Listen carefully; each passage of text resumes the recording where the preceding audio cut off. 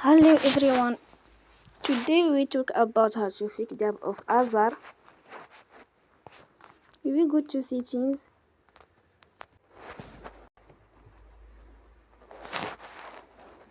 Then we click on apps. After that we search the app Azar and we click.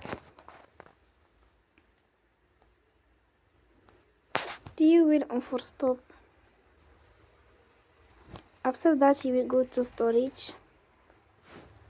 Then we click on clear cache. We go to Play Store and you will update your app. Don't forget to support us by like and subscribe. See you next time and thank you for watching.